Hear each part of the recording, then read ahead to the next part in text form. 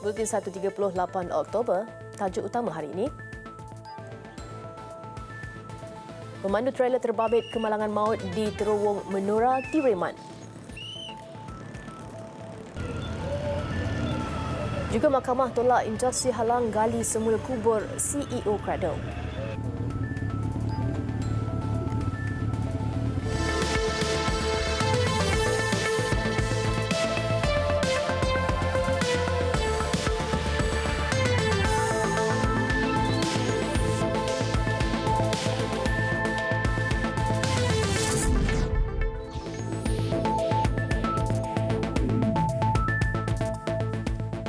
Assalamualaikum dan salam sejahtera. Pemandu trailer yang menyebabkan kematian 5 individu termasuk seorang bayi dalam kemalangan di kilometer 255.3 Lebuh Utara Selatan arah utara berhampiran terowong Menora direman 2 hari oleh Mahkamah Magistrate Kuala Kangsar, Perak. Perintah tahanan reman itu berkuat kuasa hari ini dan dikeluarkan oleh Magistrate Nur Hidayah Muhammad Saad. Terdahulu, lelaki berusia 41 tahun yang memakai baju lokap jingga itu dibawa oleh polis memasuki mahkamah pada jam 10.50 pagi sebelum keluar kira-kira setengah jam kemudian. Dia disiasat mengikut Seksyen 41-1 Akta Pengangkutan Jalan 1987. Polis semalam mengesahkan suspek positif dadah jenis metafetamin. Berdasarkan keterangan awal oleh pemandu itu, dia terpaksa membelok ke kanan bagi menghimpit pembahagi jalan untuk mengurangkan kelajuan trailer selepas mendapati brek kenderaannya gagal berfungsi. Kemalangan pada jam 11.47 pagi Sabtu lalu membabitkan sebuah trailer bermuatan biji besi dengan 3 buah kereta jenis Kia Forte, Iswara dan Myvi. Tindakannya menyebabkan kereta Kia Forte yang dinaiki 5 mangsa tersepit di antara pembahagi jalan konkrit dengan badan lori lalu terbakar. Semua mangsa yang rentung hanya ditemui selepas operasi pemadaman api dan pengalihan lori berkenaan selesai. Pemandu lori tidak mengalami sebarang kecederaan. Sementara itu, permit 28 kenderaan syarikat yang terlibat dalam kemalangan maut berdekatan terowong Menora Perak Sabtu lalu digantung. Menteri Pengangkutan Anthony Loke berkata permit berkenaan digantung selama 2 minggu berkuat kuasa hari ini. Jelas Loke ini bagi memberi mesej yang tegas kepada semua pengendali lori dan pemandu di negara ini agar aspek keselamatan dititikberatkan. Pada masa yang sama, katanya kerajaan juga berkemungkinan mengenakan hukuman larangan memandu seumur hidup kepada pemandu yang menyebabkan kemalangan maut. Oleh itu, katanya perlunya kajian terhadap Seksyen 41 Akta Pengangkutan Jalan 1987. Beliau juga katanya telah mengarahkan laluan di terowong Menora itu dikaji semula oleh pihak Miros kerana lori kemungkinan boleh menggunakan laluan alternatif. Namun perkara ini masih di peringkat kajian.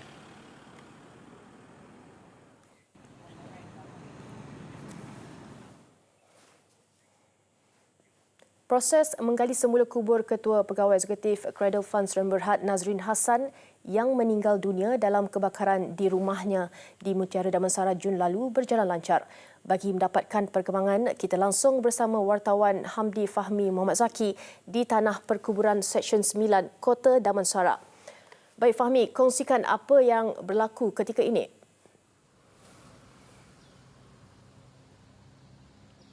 Ya, Fatin, saya kini masih lagi berada di kawasan Tanah Perkuburan Islam Seksyen 9 Kota Damansara yang mana proses penggalian kubur Ketua Pegawai Eksekutif Cradle Funds Sdn Bhd Nazrin Hassan telah pun selesai kira-kira jam 12.30 tengah hari tadi.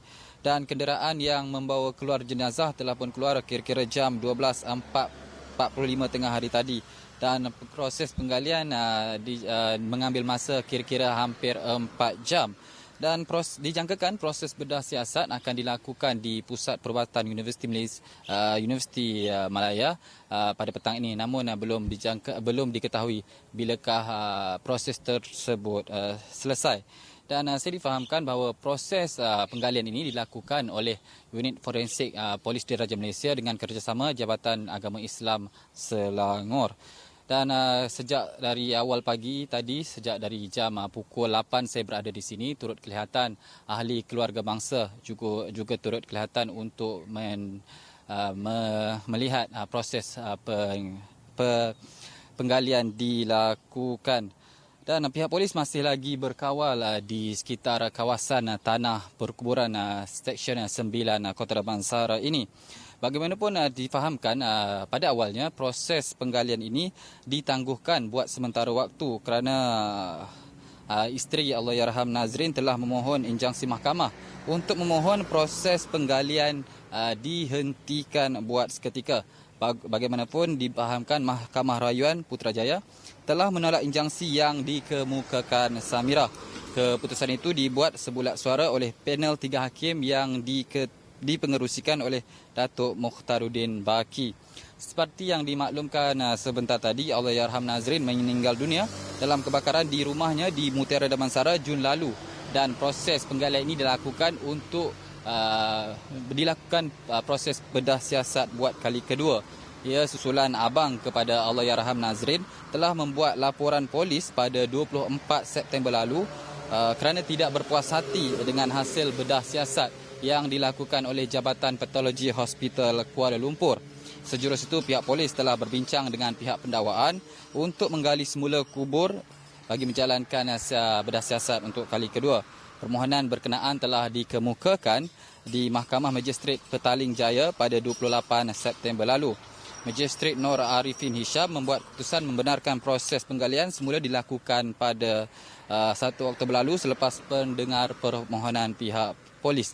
Dan kalau kita imbas kembali kronologi kes kematian Nazrin ini, ia berlaku proses reman membabitkan isterinya berlaku pada 4 September lalu dan juga bekas suaminya. Seterusnya pada 9 September turut ditahan dua anak tiri Nazrin yang berusia 14 dan 16 tahun. Dan pada 24 September, sepasang suami isteri yang merupakan adik ipar kepada Nazrin pula direman selama 4 hari.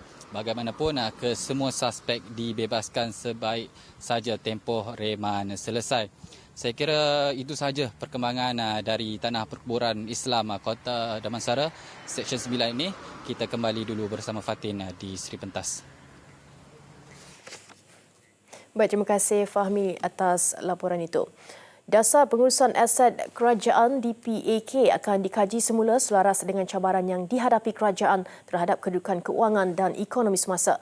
Menurut Menteri Kejeraya Barubian, kajian semula terhadap dasar yang pertama kali dilancarkan pada 27 Mac 2009 itu akan merangkumi kehendak rakyat serta aspirasi kerajaan baru. Katanya dasar itu bertujuan memastikan semua aset diurus secara sistematik, holistik dan lestari supaya ia menjadi pemangkin kepada keberkesanan sistem penyampaian perkhidmatan yang berkualiti. Ia juga berkemungkinan besar dapat mengatasi masalah reka bentuk bangunan yang tidak sesuai, mudah disenggara dan seterusnya menjimatkan kos operasi serta penyelenggaraan pengurusan aset kerajaan. Hasil kajian semula di PAK sedia ada juga diharap dapat memastikan sistem penyampaian perkhidmatan lebih berkualiti daripada semua agensi kerajaan kepada rakyat. Beliau berkata demikian ketika menyampaikan ucapan pada Konvensyen Pengurusan Aset dan Fasiliti Negara NAFAM 2018. Konvensyen bertemakan High Performance Asset Forging Ahead itu antara lain bertujuan mewujudkan pentas perkongsian ilmu dan pengalaman bagi memacu hala tuju pengurusan aset negara. Selain itu, ia juga bertujuan merangka pelan strategik pembangunan industri pengurusan aset dan fasiliti nasional yang lebih mampan, berprestasi tinggi serta meneroka teknologi inovatif dan kecanggihan pengurusan aset dalam era revolusi industri 4.0.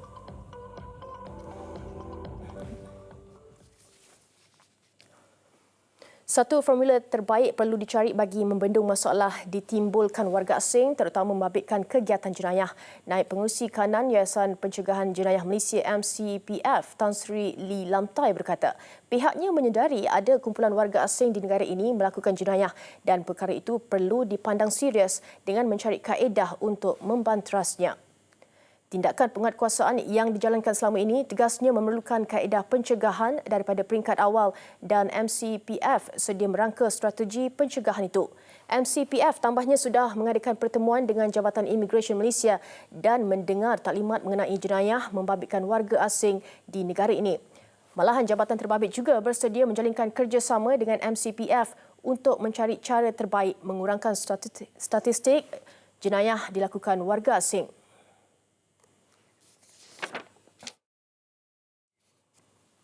Imej bersih dan bebas kontroversi selain mempunyai pencapaian akademik yang membanggakan menjadi antara faktor tarikan menjulang penyanyi Wani Hasrita sebagai bintang paling popular Anugerah Bintang Popular Berita Harian ABP-BH ke-31 malam tadi. Meraih undian tertinggi menerusi kategori penyanyi wanita popular dengan 2,52,997 undian. Wani mengejutkan ramai apabila menafikan kemarahan pencabar terdekatnya Kai Bahar selain menghampakan pemenang tahun lalu Fatah Amin. Anugerah Bintang Paling Popular ABP-BH 2018 menjadi hak milik, come on baby, Wani Hasrita.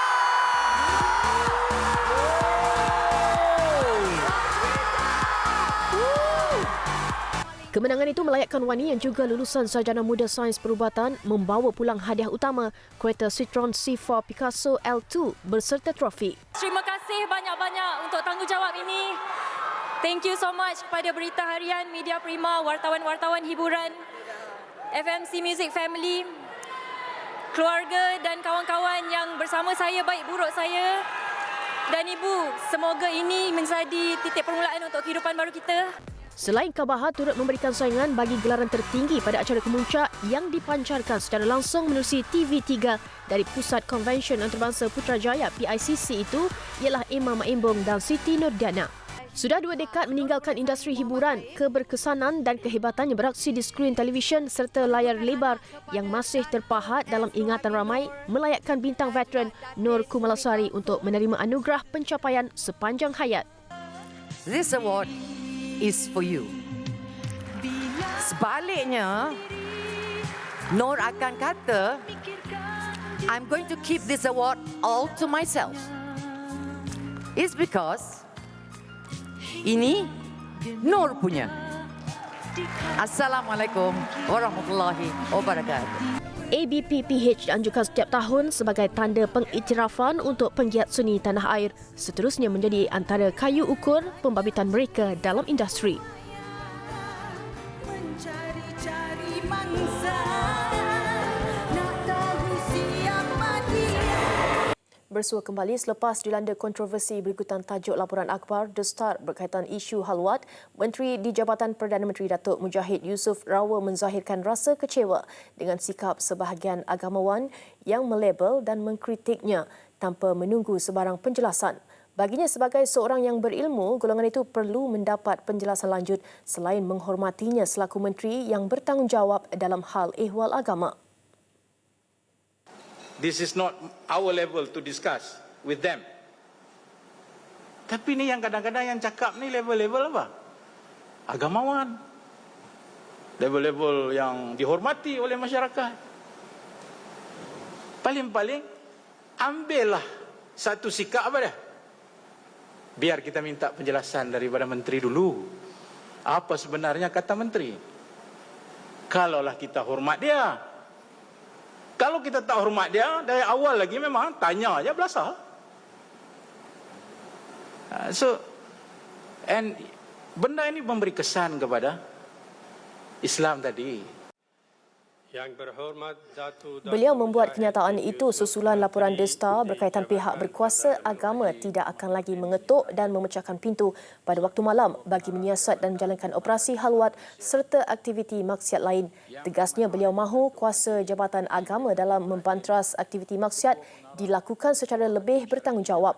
Datuk Mujahid berkata demikian ketika berucap pada persidangan meja bulat falsafah dan tata cara hukuman jenayah syariah dalam mencapai matlamat rahmatan lil alamin di Ibu Negara pagi tadi. Hadir sama Ketua Pengarah Jabatan Kemajuan Islam Malaysia JAKIM, Datuk Muhammad Nordin Ibrahim. Dalam persidangan meja bulat kita pada pagi. Suspek ketiga yang dipercayai terlibat terbabit dalam kes bunuh seekor kucing bunting yang dimasukkan ke dalam mesin pengering pakaian di sebuah kedai dobi direman 4 hari bermula hari ini. Perintah reman terhadap lelaki berusia 41 tahun itu dikeluarkan Magistrate Nurul Izzah Hassan Basri di Mahkamah Magistrate Selayang. Ia bagi membantu siasatan mengikut Seksyen 428 Kanun Keseksaan kerana menganiaya dan membunuh haiwan. Difahamkan suspek yang juga pekerja kontrak itu ditahan polis malam tadi di Seri Kembangan. Pada 21 September lalu, dua rakannya mengaku tidak bersalah di Mahkamah Session atas pertuduhan dengan kejam menyebabkan penderitaan yang tidak sepatutnya terhadap haiwan itu. 13 September lalu, media melaporkan seekor kucing bunting ditemui mati dalam mesin pengering di kedai Dobi Layan Diri di Taman Gombak Riak.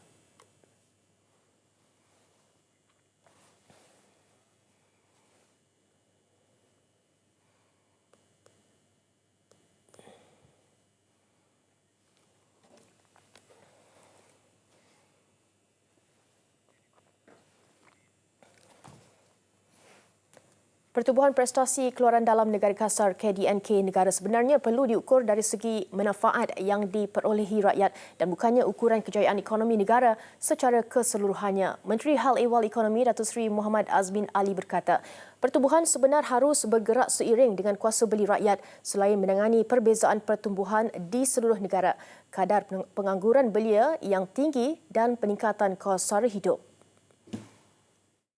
Other pressing concerns include addressing outstanding structural challenges such as raising labour productivity, ensuring quality investment and innovation, and pushing industries to move up the value chain.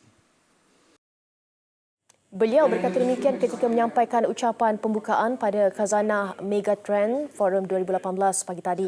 Jelas beliau lagi perkara itu juga turut dipersetujui oleh pemimpin lain pada mesyuarat Menteri-Menteri Kawasan Pertubuhan Segitiga Indonesia, Malaysia, Thailand ke-24 yang dipengerusikannya minggu lalu. Dalam pada itu, Datuk Seri Azmin berkata Malaysia perlu mengimbangi ekonominya melalui sektor baru yang boleh meningkatkan pelaburan langsung asing, penyediaan peluang pekerjaan, meningkatkan kelestarian dan produktiviti.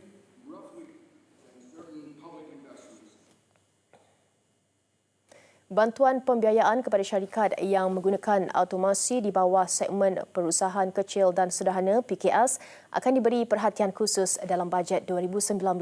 Menurut Timbalan Menteri Perdagangan Antarabangsa dan Industri Ong Kian Ming, itu selari dengan persediaan ke arah revolusi perindustrian keempat, Industri 4.0, yang mana pelan tindakannya akan diumumkan oleh Perdana Menteri Tun Dr. Mahathir Mohamad hujung bulan ini.